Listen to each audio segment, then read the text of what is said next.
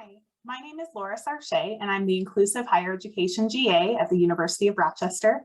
And today we're going to talk about what is executive functioning.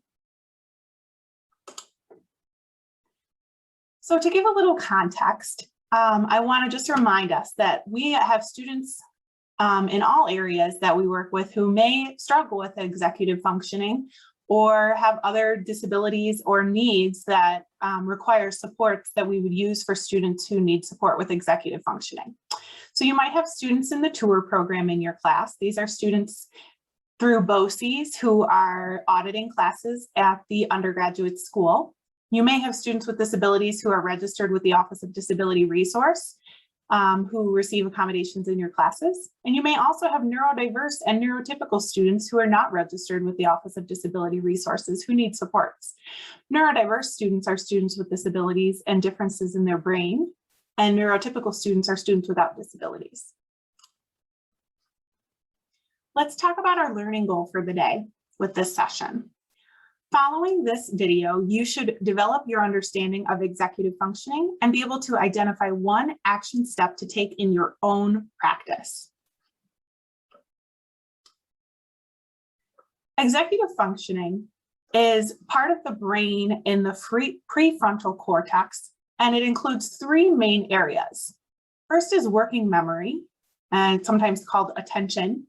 The other is inhibition control, which is also known as emotional response. And then our cognitive flexibility is also part of executive functioning. So these three main areas work together to really drive many of the decisions that we make throughout the day. So if a student has difficulty with executive functioning, here are some skills that might be problematic for them. So self-monitoring is an example of a skill that is part of executive functioning. So if someone has a difficulty with self-monitoring, they may be unaware of how their actions are perceived. They might not understand how others are interacting with them and having difficulty managing their own behavior because of that. Organization skills could lead to trouble with planning, prioritizing, easily losing and forgetting items, time management.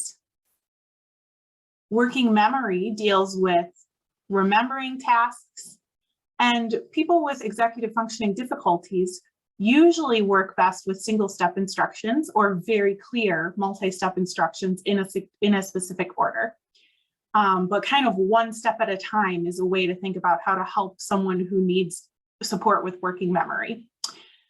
Flexible thinking is another executive functional skill, and this can manifest in someone seeming rigid in their ways or having trouble seeing other angles to a problem or solution. Emotional and impulse control are both parts of executive functioning as well, and this deals with that inhibition control area that we talked about on the previous slide.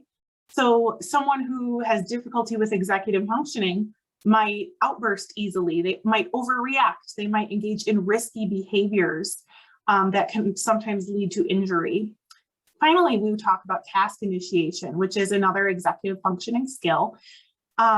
This can appear as procrastination, but we need to remember that students might need support with starting a task, initiating that first step. This is where those step-by-step directions come in really great help for our students with executive functioning needs.